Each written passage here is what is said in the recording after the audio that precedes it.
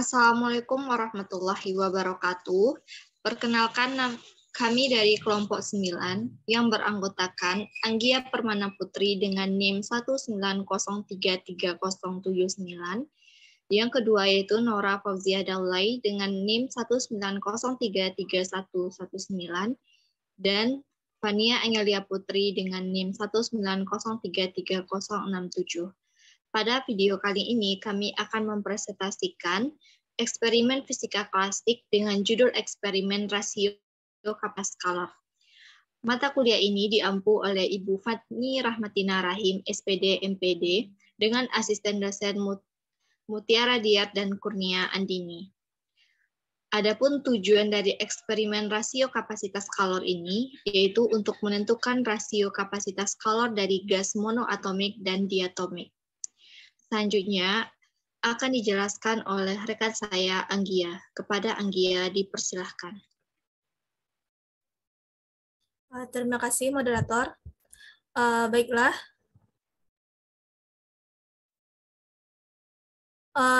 Saya akan menjelaskan tentang pendahuluan. Kalor adalah panas yang bisa berpindah dari benda yang memiliki kelebihan kalor menuju benda yang kekurangan kalor. Metode Ruchard, sebuah silinder gas dikompresi secara adiabatik dengan mencabut piston. Piston ini akan berosilasi dan terus menuju ke titik keseimbangan. Gamma atau rasio panas spesifik dapat ditentukan dengan mengukur periode osilasi. Jika piston dipindahkan ke bawah sejauh X, akan ada gaya pemulih yang memaksa piston kembali ke posisi seimbang. Sama seperti massa pada pegas, piston akan berosilasi. Piston bertindak sebagai massa dan udara bertindak sebagai pegas. Periode osilasi massa pada pegas atau untuk piston dan udara adalah T sama dengan 2V akar M per K. Suatu benda memiliki kapasitas panas yang dilambangkan dengan C. Kapasitas panas terbagi ke dalam dua jenis, yaitu Cp dan Cv. Perbandingan dari kedua kapasitas panas di atas dilambangkan dengan gamma yang dikenal dengan rasio panas spesifik. Gamma sama dengan Cp per Cv. Salah satu cara yang digunakan untuk mendapatkan nilai rasio panas spesifik adalah dengan metode Ruchard. Pada metode ini, silinder gas dikompresi secara adiabatik dengan mencabut piston. Dengan begitu, piston akan berosilasi menuju titik seimbang. Piston bertindak sebagai massa dan udara bertindak sebagai pegas. Periode osilasi massa pada pegas yaitu T sama dengan 2V akar M per K. Karena proses yang terjadi adalah adiabatik, maka P dikali V dipangkatkan gamma sama dengan konstan. Dengan menurunkan persamaan 2 dan mengaitkannya dengan periode osilasi, maka diperoleh persamaan gamma sama dengan 4V kuadrat dikali M dikali slope per A kali P. Persamaan 3 pada PPT sama dengan persamaan 19 pada artikel ilmiah. Penjabaran lebih lanjut terdapat pada artikel. Sekian saya kembalikan kepada moderator. Baik, terima kasih kepada Anggia. Untuk selanjutnya yaitu metode penelitian yang akan dijelaskan oleh Nora Fauzia Daulay.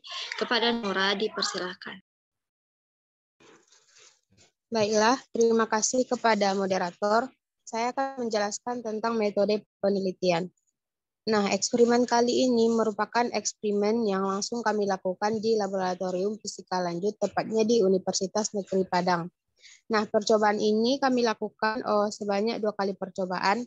Adapun langkah-langkah eksperimen yang kami lakukan, yang pertama, kami merangkai peralatan seperti pada gambar yang ada di samping tertera di PPT dengan memasang dual pressure sensor ke Pasco Capstone 550 Universal Interface pada pasport 1. Kemudian membuka aplikasi eksperimen rasio kapasitas kalor pada desktop, lalu menghidupkan Pasco dan memastikan terhubung pada PC.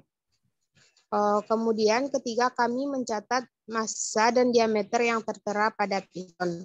Yang keempat, kami membuka katup lem merah pada selang sehingga piston berada di dasar tabung. Kemudian kami mengangkat piston pada posisi 7 cm lalu memutar baut pengunci, yaitu sebesar 90 derajat agar udara tidak masuk ke dalam piston lagi. Yang kelima, kemudian kami mengklik record, lalu menekan piston secara perlahan, kemudian melepaskannya secara cepat, sehingga piston akan terlihat bergetar. Keenam, mengklik stop, lalu klik 2 kali pada puncak pertama setelah piston dilepaskan, mengklik koordinat delta atau delta tool, lalu mencatat waktunya sebagai T1, dan dilakukan juga pada puncak kelima dan dicatat sebagai T2. Kemudian ketujuh, kami memasukkannya pada tabel. Kemudian ke-8, kami melakukan percobaan ini lagi, yaitu mengulangi tahap 4 sampai 7 dengan mengubah tinggi piston mulai dari 6 cm sampai 1 cm. Kemudian kami melakukan percobaan ini untuk sebanyak 2 kali dengan tinggi yang sama juga, yaitu 7 cm sampai 1 cm. Nah, setelah mendapat data dan melakukan eksperimen sesuai prosedur, terlebih dahulu dicari periode dari hasil eksperimen dengan menggunakan persamaan T sama dengan T1 dikurang T2 per N. Lalu periode di kuadrat untuk mendapatkan T kuadrat. Setelah itu dengan bantuan Microsoft Excel membuat grafik hubungan antara tinggi piston dengan T kuadrat, sehingga nanti akan menghasilkan slope. Nah, nilai dari slope ini digunakan untuk mengolah data sesuai dengan persamaan juga. Sekian dari saya kembalikan kepada moderator. Baik, terima kasih kepada Nora atas penjelasannya. Selanjutnya untuk hasil dan diskusi akan saya jelaskan sendiri. Baik, selanjutnya untuk hasil dan diskusi akan saya sampaikan, yaitu pada percobaan pertama dengan tinggi piston mulai dari 7 cm sampai dengan 1 cm, kami cari periode dengan menggunakan persamaan seperti yang sudah tertera pada bagian metode. Lalu kami mencari T kuadratnya sehingga didapatkan T kuadrat. Lalu kami masukkan dengan bantuan Excel. Sehingga diperolehlah grafik seperti pada gambar yang didapatkan slope-nya bernilai yaitu 66,431. Dengan menggunakan untuk menentukan nilai rasio kapasitas kalor dengan tekanan udara sebesar 1,01 kali 10 pangkat 5 Pascal, massa sebesar 48,5 gram plus minus 0,6, lalu luas dari piston sebesar 8,291 kali 10 pangkat min 4 meter kuadrat, dan slope dari grafik 1 dia bernilai 66,4321, diperoleh rasio kapasitas kalor sebesar 1,518. Jika dibandingkan dengan nilai teoritis, maka hasil eksperimen ini memiliki nilai persen di perbedaannya sebesar 8,4%. Selanjutnya, pada percobaan kedua, dengan tinggi piston yang sama, dengan menggunakan persamaan 19 juga, yaitu gamma sama dengan 4pi kuadrat M dikali slope per AP, untuk menentukan nilai rasio kapasitas kalor dengan tekanan udara sebesar 1,01 kali 10 pangkat 5 Pascal, massa sebesar 48,5 gram, luas dari piston sebesar 8,291 kali 10 pangkat min 4 meter kuadrat, dan slope dari grafik 2 di atas bernilai 62,104, diperoleh rasio kapasitas kalor gamma yakni sebesar 1,419. Jika dibandingkan dengan nilai teoritis, maka hasil eksperimen memiliki nilai persen difference sebesar 1,4%. Selanjutnya akan dijelaskan oleh rekan saya Anggia. Kepada Anggia dipersilahkan. Baik, terima kasih moderator. Baiklah, saya akan menjelaskan kesimpulan.